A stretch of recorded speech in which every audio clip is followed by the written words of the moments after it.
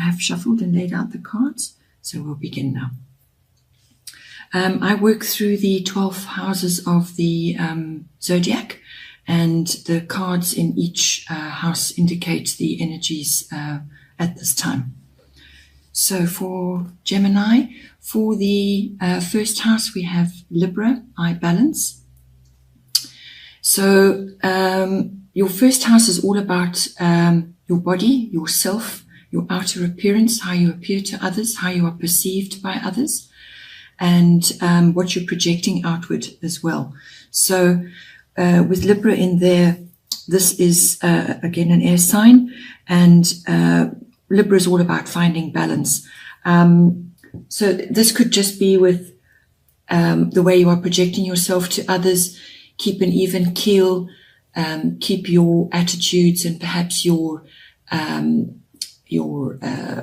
outer projections on a balanced way, so that that whatever you're saying and whatever you are imparting to others is going to be well received.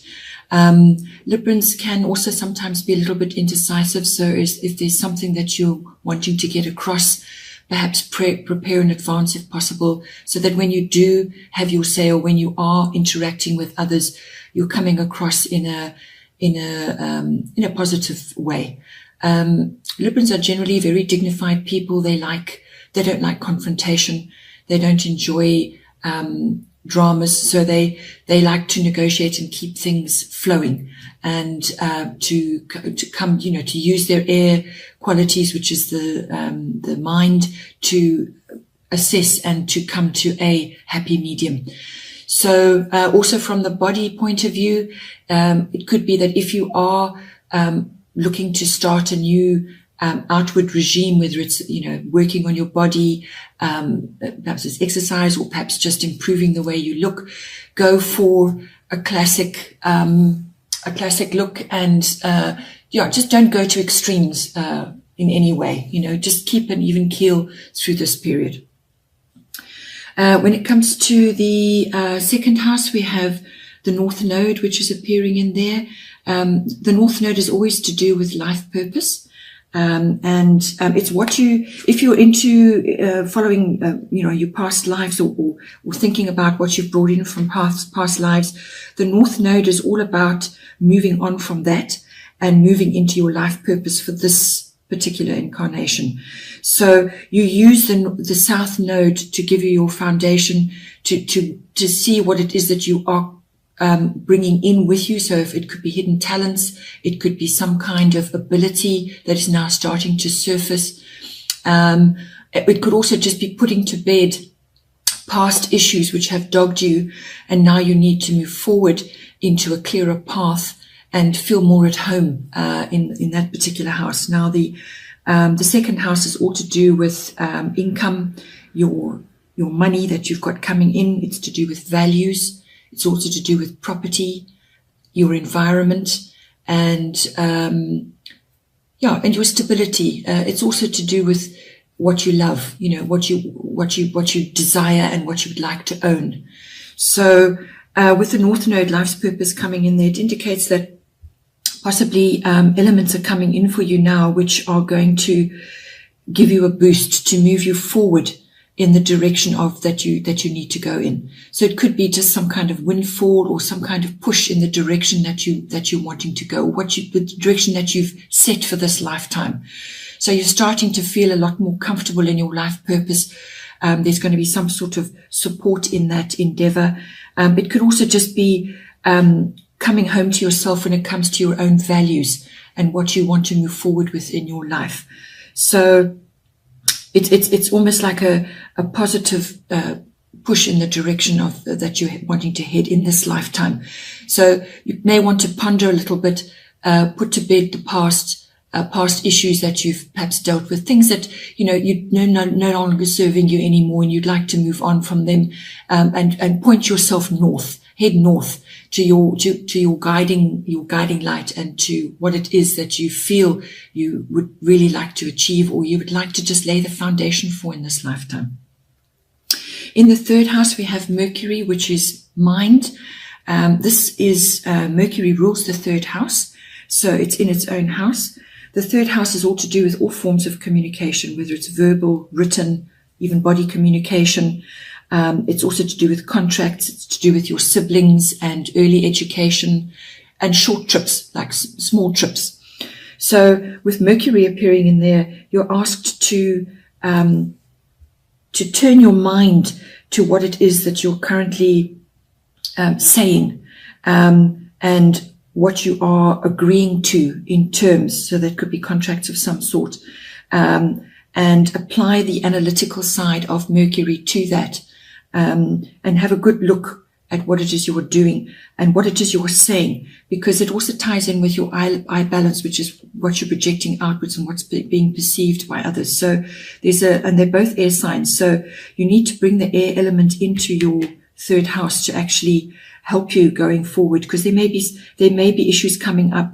If you're in the media world, if being in the media world is part of your profession, then Mercury in there is a very good thing to have, because it's in its own house and it's all the qualities of Mercury, which is that quick decision-making, witty, inquisitive, curious, and sharp. It's a very quick thinking, think on your feet kind of energy. Also, Mercury rules electronics of all sorts. So if you are buying something, or you're drawing up a contract for something to do with that, just make sure that everything is clear and that you're absolutely 100% happy with what is being put down in terms. And if you need another set of eyes, then do that. But apply your analytical abilities in that regard. And just think about what you're saying, what you're putting down in paper, what you're actually imparting to others. If you're teaching, you may need to obviously bring in the higher principles of Mercury, which I've already mentioned. In your fourth house, you have Cancer, I feel. So this is, again, it's in its own, the Cancer rules the fourth house. So it's in its own house. And Cancerians always bring a watery element. They love their home. They love their family. And they're quite clannish. So you may be closing ranks there when it comes to your home, or just feeling the need to retreat on a regular basis. Withdrawal is necessary. Always remember the crab. The crab is associated with Cancer. They like to withdraw. They skitter along the sands of life, gathering and doing whatever it is they need to do, but they do periodically withdraw, and they have the shell to protect them should they feel insecure or threatened in any way. They've also got that massive claw. So they can be quite protective of their environment and of their family. So don't tangle with them if you're going to annoy them. So when it's applied to your fourth house, this indicates your home. So the fourth house is about your home, and it's about your early, your foundation, your roots, your family's foundation and roots. And Cancerians go through phases of the moon. They can be in full force sometimes, and then they need to withdraw. And things go through phases like that of the moon. So it could also signify change within your home environment. So you just need to go with the flow there, and just be feel super sensitive in your home environment.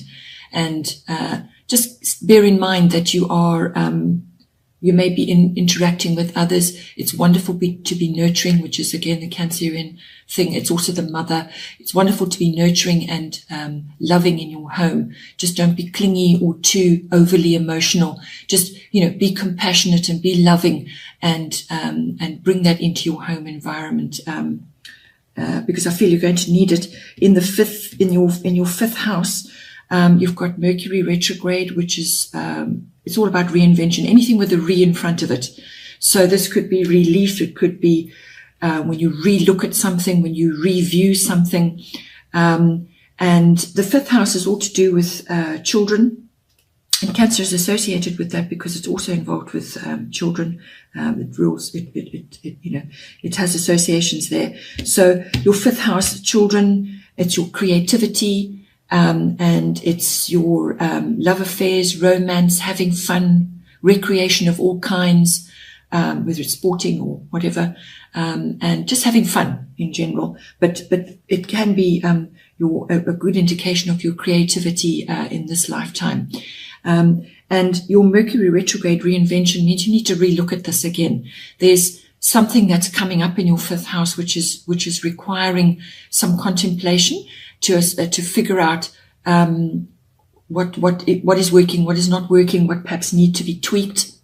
If it's to do with your children, one or more of your children may be going through a phase of reinvention where they are changing how they are moving forward in the world. So you're going to be having that in your 5th house.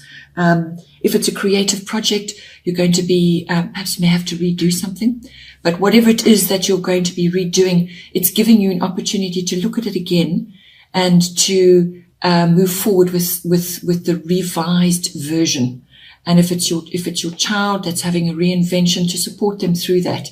Maybe a little bit tricky sort of in the beginning stages, because basically there's change going on. There's a little bit of turmoil, and you may need to support them through that. And that's why I feel the Cancer for your home environment may be coming in there, where you will be super sensitive to what's going on, but just to stay balanced at all times.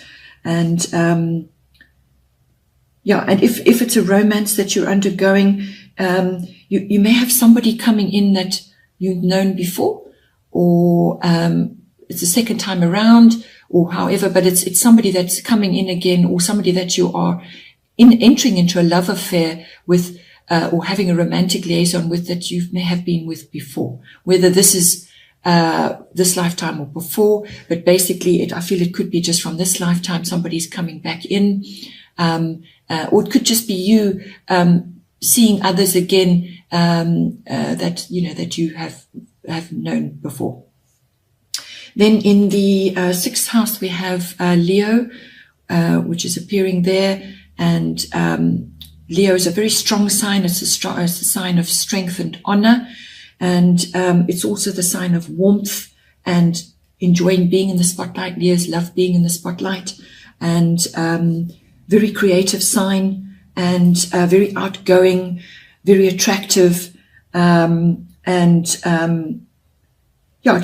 a very uplifting energy to be around. So now it's appearing in your 6th house, which is all to do with your work projects, your routines, your daily routines, your work colleagues, your workplace, any projects that you're working on. It could be multiple projects that you're working on. And it can also indicate it's to do with your health, your physical health, and also to do with pets. So you may, in one of those environments, you may be encountering Leo type people. So they're going to basically bowl you over. They're very, they project warmth and sunniness. So they're going to, they enjoy being in the spotlight. So you're going to have to learn to work with those energies. It also could just be that your workplace is going through a sort of an uplifting vibe, and whatever work it is that you're doing, if you're a sole worker and if you work independently on your own, you're going to be bringing that creative side into your projects, which is great. And you may be, whatever it is you're working on, may be in the spotlight of the spotlight's either going to be on you, or it's going to be on your work project. It's a very, as I said, a very abundant energy to have.